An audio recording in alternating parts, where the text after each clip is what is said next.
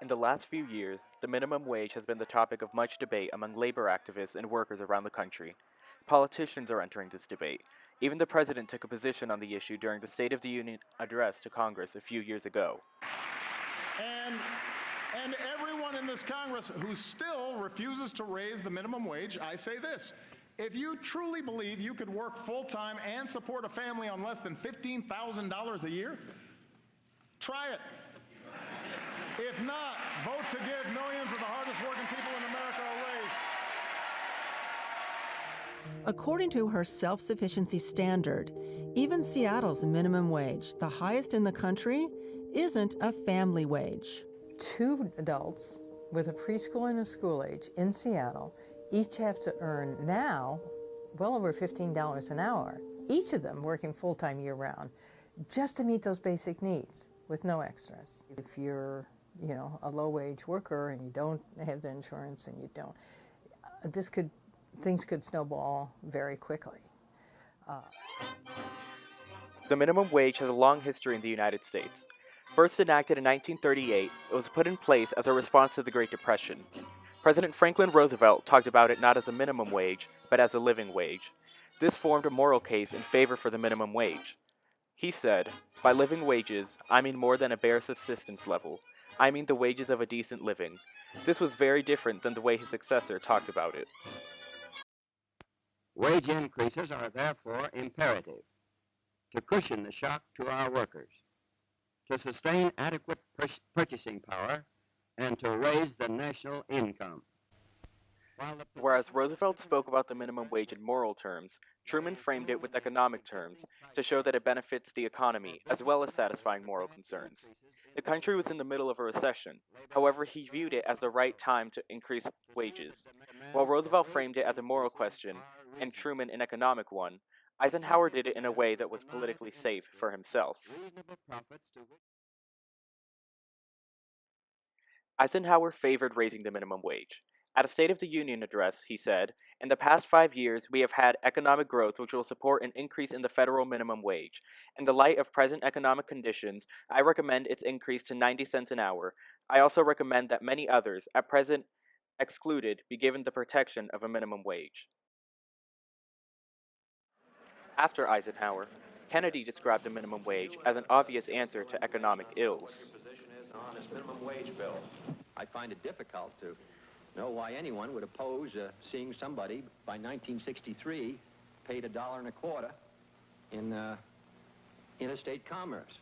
And in the new coverage, we're talking about businesses which make over $1 million a year. And I find it difficult to understand how anybody could object to paying somebody who works in a business which makes over $1 million a year by 1963, $50 a week. I think that anyone who's paid less than that must find it extremely difficult to maintain themselves and their family. I consider it to be a very minimum wage. Thank you. By using the phrase very minimum wage, Kennedy makes raising the minimum wage seem like the moral and common sense thing to do. Richard Nixon faced a more challenging economy than those who came before him. Sharp increases in the minimum wage rate are also inflationary, he said. An increase in the minimum therefore increases their demands for higher wages in order to maintain their place in the structure of wages. And when the increase is as sharp as it is in H.R. 7935, the result is sure to be a fresh surge of inflation. He favored and ultimately enacted a minimum wage that would have been phased in gradually and higher than originally planned. Ronald Reagan went on a completely different direction with the minimum wage, believing that it had caused more misery and unemployment than anything since the Great Depression. One of his budgets called for lowering the minimum wage for workers under 22 from $3.35 an hour to $2.50 an hour. This didn't pass, but the minimum wage never went up during his presidency and greatly depreciated in value. Between the Reagan and Obama presidencies, the minimum wage was raised only 3 times, with little fanfare. Its purchasing power had depreciated immensely from its peak in the 1960s. After the Great Recession, the minimum wage debate was reignited and is now a key issue in this election cycle. It the way it is. But Tuesday night, the three top Republicans in the polls shot down minimum wage. Donald Trump says it's up to people to work hard and get into higher paying jobs. But we cannot do this if we are going to compete with the rest of the world. We just can't do it. And Marco Rubio piled on, adding to the argument that a high minimum wage would be a job killer. If you raise the minimum wage, you're going to make people more expensive than a machine. And that means all this automation that's replacing jobs and people right now is only going to be accelerated. I think that if you work 40 hours a week, you have a right not to be living in poverty. And that is all of our workers from coast to coast need at least $15 an hour. While the voices of politicians are important, in this debate, it is equally important to hear the voices of those directly affected by the minimum wage.